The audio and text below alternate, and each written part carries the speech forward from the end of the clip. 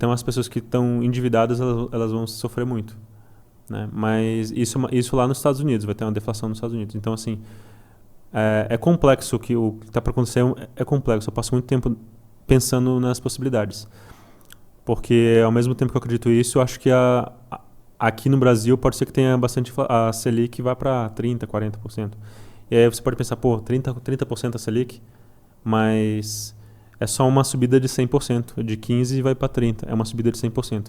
Desde a pandemia, a gente subiu 700%. Estava 2%, depois foi para 4%, depois foi para 8%, depois foi para 15%, que é quase 16%. Então, subiu aí, né, milhares por cento, né? Uhum. Então, para uma subida a mais de 100% é um pulo, né? E o momento mais crítico é um pouquinho antes da crise, porque as pessoas, ou se for uma crise deflacionária, as pessoas vão fazer dívidas e tal, e é complicado.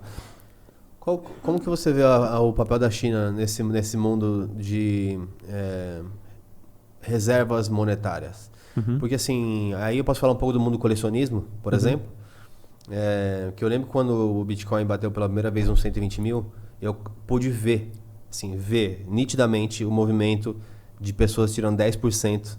Subiu tanto, quando saiu agora de 40 para 100. Muitas pessoas tiraram 10% ali, realizaram isso, e o fluxo para o mundo de colecionáveis foi muito, muito alto. Legal. Então, por isso que as cartinhas Pokémon também ficaram tão caras, ou mesmo colecionáveis como revistas, carros, tudo. Por quê? Acaba que eu acho que essa parte do colecionismo, ela é tipo uma obra de arte. É uma obra de arte, mas eu acho que ela é uma obra de arte de uso específico. É a minha tese para o futuro. Então, pense que a obra de arte, antigamente, o que era arte? A casta era uma só. Você se adaptava à casta rica. E a casta rica tinha casas grandes, quadros na parede, isso era arte. Ou estruturas de esculturas de metais ou coisas do tipo, né? A arte hoje em dia no mundo mais centralizado, ela é mais nerd, ela é mais geek, ela é mais específica. Então, tem o cara que vai colecionar, sei lá, o chassi do carro número 1 que o Elon Musk fez o negócio. Em Dubai eles têm as placas de carro, né? Exato. Então, placa de carro, quanto menor o número... Tudo é colecionável. E aí, nessa parte, inclusive, pelo menos é uma parte que entrou bem, acho, o mundo cripto, que ele conseguiu ainda ter, tipo, por nomes de site, algumas coisas assim, eles adaptaram bem essa relação. Esse movimento dos colecionáveis, ele foi muito mais óbvio pelos chineses. Então, os chineses tomaram relógios, eles compraram carros. Então, quem mais compra carro de luxo e colecionáveis do mundo são os chineses. Cartas Pokémon. Ativos digitais, por exemplo, Counter-Strike, qualquer outro ativo digital, os chineses estão dominando.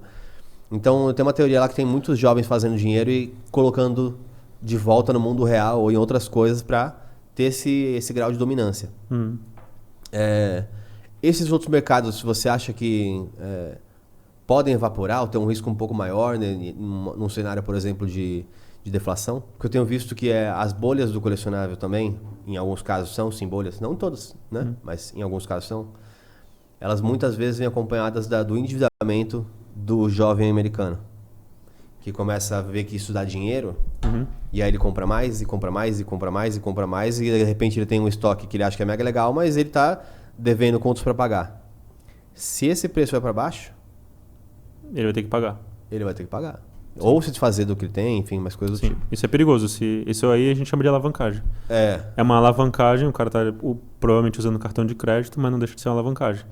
Então, num cenário de deflação, em que ele seja obrigado a pagar, ele vai ter uma chamada de margem, que a gente chama no mercado financeiro, e vai ter que, margin call. E vai ter que vender os ativos, às vezes, até mais baratos do que... Mas desculpa, eu me perdi na pergunta. Sim. Desculpe meu autismo por isso, mas acho que talvez o resumo é a China.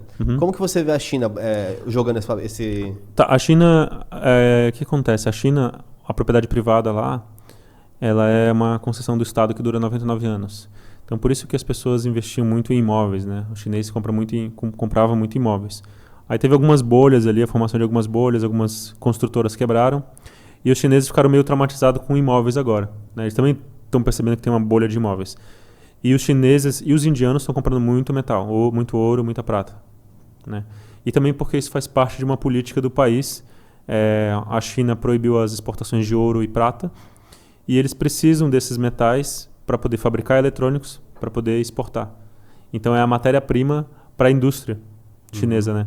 Máquinas, eletrônicos, essas coisas que a gente compra na Shopee, no AliExpress aí. Ainda mais com as fábricas invisíveis, né? Porque não tem mais funcionários. Então... E já é tradicional da China investir em metais há milênios, né? Então, assim, eu acho que... Sobre esse mundo de colecionismo, eu não conheço muito. Mas se você está me falando que os jovens estão se endividando, eu acho que...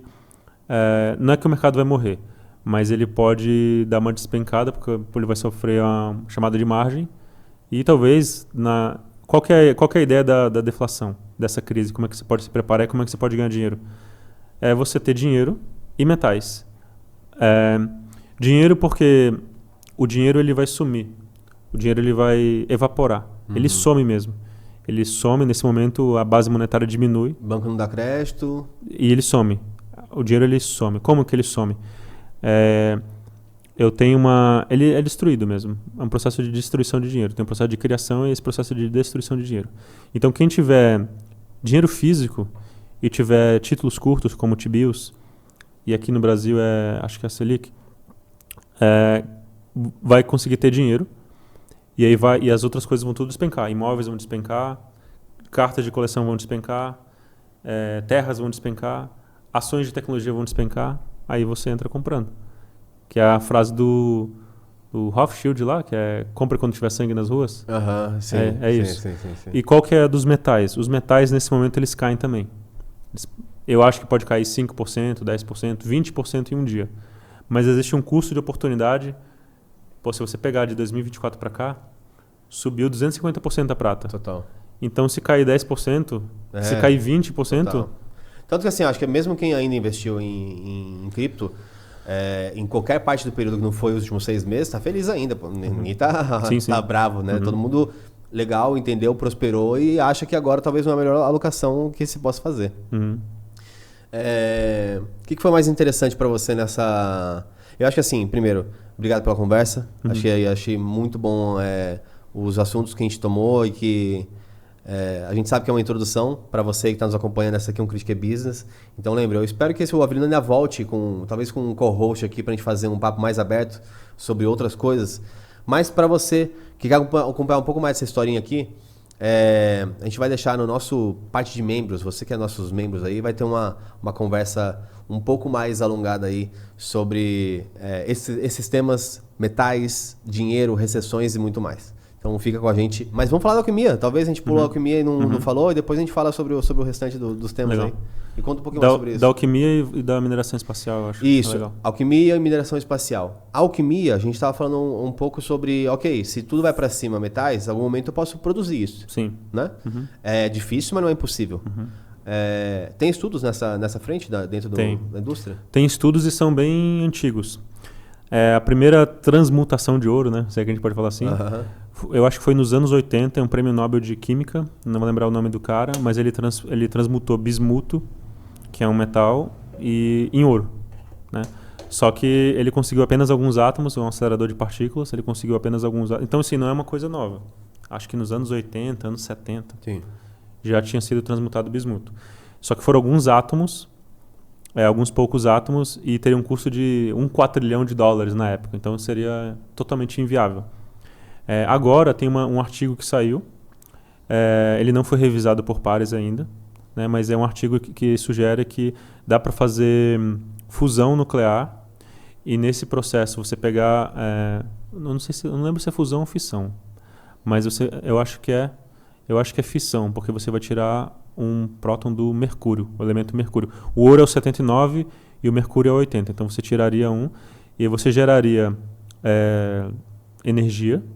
E ainda você me resgatou agora as aulas de química total, mas vai, continua. E você ganharia ainda ouro, ainda produziria alguma... Se eu não me engano, seriam 5 toneladas de ouro ou 5.000 toneladas de ouro por ano, uma coisa assim. Eu acho que são 5 toneladas de ouro por ano, nesse processo. Mas ele não foi revisado por pares e tal.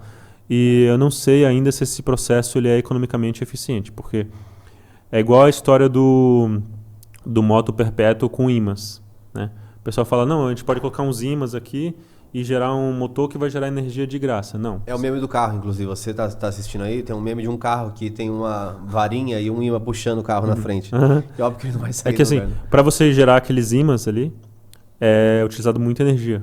Para Aham. você tirar, então não é que esse custo está oculto, né? Ele tá escondido.